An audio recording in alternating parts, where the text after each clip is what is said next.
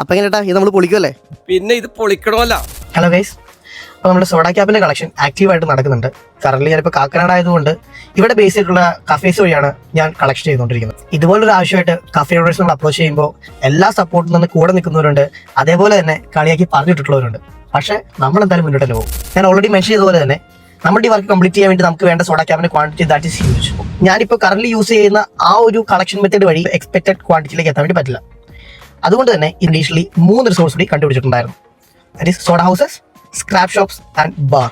സോഡകൾ manufacture ചെയ്ത് അത് കടകളിൽ എത്തിക്കുന്ന ആൾക്കാരെ ഞാൻ ഡയറക്റ്റ്ലി കണക്ട് ചെയ്തപ്പോൾ അവർ തന്നെ ഷോപ്പുകളിൽ നിന്ന് ഈ പറയുന്ന ക്യാപ്പുകൾ കളക്ട് ചെയ്ത് എനിക്ക് കൊണ്ടുതരാന്ന് പറഞ്ഞ് സപ്പോർട്ട് ചെയ്യുന്ന കുറേ ആൾക്കാരുണ്ടായിരുന്നു. അതിലൊരാളാണ് കാക്കനാട് സോഡ മാനുഫാക്ചർ ചെയ്യുന്ന പുഷ്പരാജ് ചേട്ടൻ.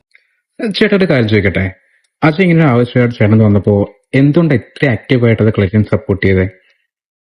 അത് വേറൊന്നുമല്ല, വളരെ യാദൃശ്ചികമായിട്ടാണ് അജയ് എന്നെ സമീപിക്കുന്നത്.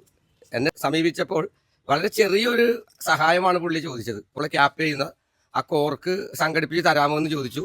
ഞാൻ വളരെ സ്നേഹത്തോടു കൂടി തന്നെ പറഞ്ഞു ഞാനത് ചെയ്തു തരാം. എൻ്റെ കുറച്ച് പരിചയങ്ങൾ ഉള്ള ബന്ധങ്ങളും കടകളിലും പറയുകയും അത് പരമാവധി സംഘടിപ്പിച്ച് അജയ്ക്ക് കൊടുത്തു. പിന്നെ വളരെ റെയറായിട്ടാണ് ഇങ്ങനെയുള്ള കാര്യങ്ങളായിട്ട് വരുന്നത്.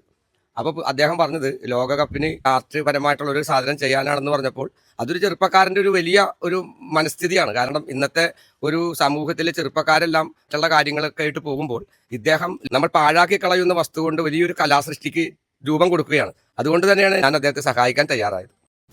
ഇതേപോലെ ഈ ആവശ്യത്തിന് വേണ്ടിയിട്ട് കൂടെ നിൽക്കാനും സപ്പോർട്ട് ചെയ്യാനും ഒരുപാട് ആൾക്കാർ ഇപ്പോൾ കറന്റ് എനിക്കുണ്ട്. അതുവഴി എന്തായാലും ഈ വർക്ക് നല്ല രീതിയിൽ നമ്മൾ കംപ്ലീറ്റ് ചെയ്യുന്നുണ്ടാവും. സോ ബാലൻസ് അപ്ഡേറ്റിനായിട്ട് സ്റ്റേ ട്യൂൺ.